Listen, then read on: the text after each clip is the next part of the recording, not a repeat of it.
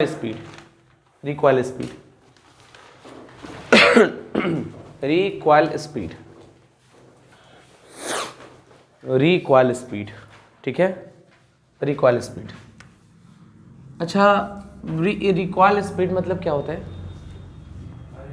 एक आगे जा रहा है तो दूसरा वाला पीछे जाएगा, यही ना। तो जैसे बंदूक होता है ना कि गोली आगे जाती है तो बंदूक पीछे जाता है, तो बंदूक की जो वेलोसिटी होती है उसको क्या कहते हैं? रिकॉइल स्पीड ऑफ गन कहते हैं ना, ऐसे कुछ। ठीक, अब थोड़ा समझो। मान लो कि अगर ये ऐसे ऐसे लेवल्स हैं, है ना। हाइड्रोजन के लिए 13.6 है, 3.4 है माइनस के साथ, और कितना है? -1.5 है ना। यहाँ से यहाँ गया तो कितना आ रहा था? 10.2 ना। ठीक, अब समझना, अगर किसी हाइड्रोजन पे, ठीक, हम कुछ एनर्जी देते हैं, मान लो किसी हाइड्रोजन पे कुछ एनर्जी देते हैं तो इलेक्ट्रॉन क्या होगा? एक्साइट होगा। एक्साइट होकर के कहाँ जाएगा? हायर स्टेट में। हायर स्टेट में जाके वापस आएगा, और वापस आएगा तो क्या निकालेगा? फोटोन निकालेगा। अगर कोई हम हाइड्रोजन एटम को एनर्जी दिए, उसमें से फोटोन निकला, तो हाइड्रोजन में से हमारा क्या होगा? फोटोन निकलेगा ना। और हाइड्रोजन में से फोटोन निकलेगा तो फोटोन अगर आगे जा रहा है तो हाइड्रोजन पीछे जाएगा। मतलब कि जो ये जो डिफरेंस जैसे 10.2 है, ठीक है, 10.2 की हम इस एनर्जी दे दिए, ठीक, तो हाइड्रोजन में से क्या निकल गया? फोटोन। और फोटोन निकला तो एक हाइड्रोजन जो तो किधर चला गया? पीछे। तो जो फोटोन 10.2 एनर्जी है वो कितने पार्ट में डिवाइड हुआ? दो पार्ट में। किसमें किसमें? एक तो फोटोन के निकलने में, और एक रिकॉइल स्पीड ऑफ हाइड्रोजन, है ना। समझ गए? फिर बोल रहे हाइड्रोजन में से अगर हाइड्रोजन फूटा तो क्या निकला? फोटोन। तो फोटोन आगे गया तो हाइड्रोजन पीछे। तो फोटोन की एनर्जी कितने पार्ट में डिवाइड हुई? दो। किसमें किसमें? एक फोटोन में और एक रिकॉइल स्पीड में या उसकी एनर्जी में, है ना। अच्छा, ऐसे कहते हैं ना कि जितनी एनर्जी देंगे वो सारी की सारी एनर्जी हमारे फोटोन के फॉर्म में निकल जाएगी। अगर सारी एनर्जी, मेरी बात समझना, अगर सारी एनर्जी फोटोन के फॉर्म में निकल जाएगी तो हाइड्रोजन को तो एनर्जी नहीं मिलेगी। हम एक तरफ ये कह रहे हैं कि एनर्जी कितने पार्ट में डिवाइड हो रहा है? दो। किसमें किसमें? एक फोटोन में और एक हाइड्रोजन में। लेकिन यहां पे हम ये भी कह रहे हैं कि सारी एनर्जी कौन ले लेता है? फोटोन। अब कैसे एक्सप्लेन करें? समझ गए मेरी बात? दो स्टेटमेंट है, दोनों अलग अलग हैं। यहां पे कह रहे एनर्जी डिवाइड हो रही है, और अभी तक कहते हैं देखिए एनर्जी डिवाइड नहीं होती। एनर्जी कौन ले लेता है हर बार? फोटोन। अब क्या सही है, या क्यों ऐसा कहते हैं कि एनर्जी फोटोन ले लेता है? सर क्योंकि रिक्वायर स्पीड के लिए उसको कोई खुद की एनर्जी नहीं लगी, जैसे जितना वो कुछ नहीं। किसके पास? रेस्ट मास नहीं होता है ना, वही मास तो है। रेस्ट मास 0 होता है ना फोटोन का, जब चल रहा है तो कुछ तो है।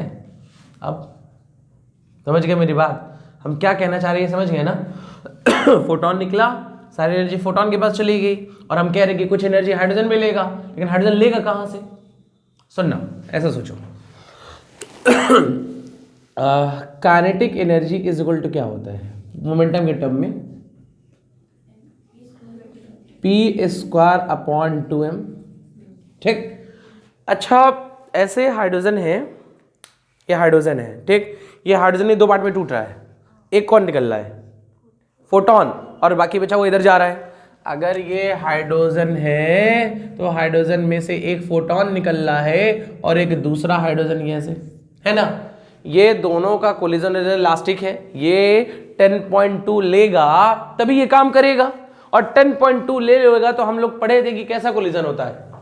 Perfectly elastic. और परफेक्टली इलास्टिक है तो ये इधर जा रहा है, ये इधर जा रहा है, डायरेक्शन अपोजिट है, बट मोमेंटम क्या होगा? सेम, कंजर्व होगा ना। जो इसका मोमेंटम होगा वही इसका मोमेंटम होगा, इसका और इसका मोमेंटम क्या रहेगा? तो मतलब दोनों का पी क्या है? सेम है। किसका किसका? फोटोन का और हाइड्रोजन एटम का पी क्या है? डिफरेंस क्या है? मास। मास किसका ज्यादा? मास हाइड्रोजन का कम, किसका? फोटोन का। फोटोन का मास कम, कम की बहुत कम, बहुत, अरे भाई रेस्ट मास 0 होता है, हाइड्रोजन के कंपैरिजन में फोटोन का मास बहुत बहुत बहुत कम होगा। हम कहें मास ऑफ फोटोन क्या, very very very less then mass of hydrogen atom, है ना। मास ऑफ फोटोन जो है वो मास ऑफ हाइड्रोजन एटम से क्या है, बहुत कम है। क्यों कम है समझ में आ रहा है। अगर मास फोटोन का कम है तो काइनेटिक एनर्जी ज्यादा, किसकी ज्यादा, तो kinetic energy of photon is ज्यादा ज्यादा ज्यादा किससे, kinetic energy of hydrogen atom. मतलब एनर्जी दो पार्ट में डिवाइड होगी, ये सही है, लेकिन मैक्सिमम एनर्जी कौन ले लेगा, फोटोन। इसलिए वर्ड हम क्या यूज करते हैं, फोटोन। ऑलमोस्ट समझ में आ रहा है, ये मेरी बात समझ में आ रही है। अगर हाइड्रोजन है, हाइड्रोजन में से फोटोन निकला तो वो एनर्जी कितने पार्ट में डिवाइड हो गई, दो पार्ट में। किसमें किसमें, फोटोन में और हाइड्रोजन में। लेकिन हम कभी भी हाइड्रोजन एटम की बात नहीं करते थे, हमेशा किसकी बात करते थे, फोटोन। फोटोन की बात क्यों करते थे, क्योंकि अगर जब ये कोलिजन हुआ या ये टूटा तो दोनों का मोमेंटम क्या है, सेम है। मोमेंटम सेम है तो जो वेरी करेगा काइनेटिक एनर्जी वो किसके बेसिस पे, जिसका मास कम होगा उसकी काइनेटिक एनर्जी। मास सबसे ज्यादा कम किसका होगा, फोटोन का। फोटोन का मास अगर कम होगा तो उसकी काइनेटिक एनर्जी, मतलब जितने भी एनर्जी आया उसका मैक्सिमम पार्ट कौन ले लिया, फोटोन। इसलिए हम किसकी एनर्जी की बात करते थे, फोटोन की। बात समझ में आ गई, ये क्लियर हो गया। और भी देख सकते हो होता क्या है कि अगर मान लीजिए हमारे पास कोई एटम है, ठीक है, मान लीजिए हमारा 1,00,000 एटम है, चलो 10⁻⁶ है, ठीक, तो इसमें से 2-4 फोटोन निकल पाते हैं। असज में ही हम लोग ये सब पहले पढ़ चुके हैं कि अगर कहीं कोलिजन लेजन होता है, एनर्जी देते हैं तो जितना देते सब इलेक्ट्रॉन एक्साइट हो जाते हैं क्या, जब देते हैं उसमें से अगर हम हजारों होंगे या 10,000 होंगे तो उसमें कहीं 1, 2, 4, 5 जाके होते हैं, ठीक। तो यही वो केस है, समझ गए। अब हमको क्या, हम अगर पूछें कि एनर्जी इज इक्वल टू, तो क्या लिखोगे, एनर्जी ऑफ फोटोन और क्या plus energy of hydrogen atom. अगर टोटल एनर्जी की बात करें तो total energy is equal to क्या होगा, energy of photon plus energy of hydrogen atom, तभी तो टोटल एनर्जी आएगा। और जो मोमेंटम हमारा किसका होगा, फोटोन का, वही मोमेंटम कितना होगा फोटोन का, h/λ।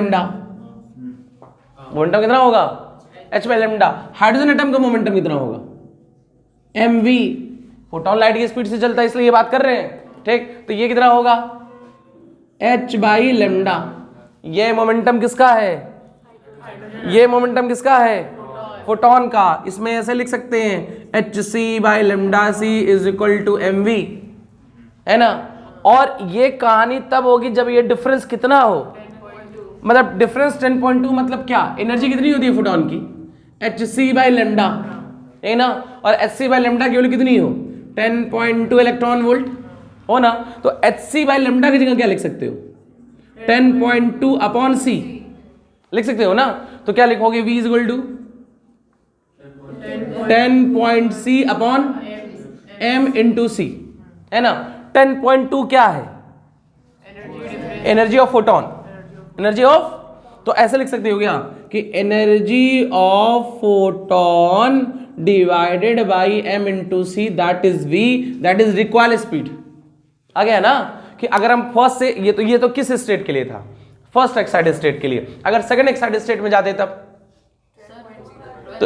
तो जो भी आता 10.2 की जगह वो पहले वो ग्राउंड और सेकंड एक्साइटेड स्टेट का डिफरेंस ले लेते। अपॉन कितना, mc, m क्या है, किसका, हाइड्रोजन एटम का, c क्या है, स्पीड लेवल। समझ गए, ये कौन सी स्पीड है, रिक्वायर्ड स्पीड। बंद कर दो।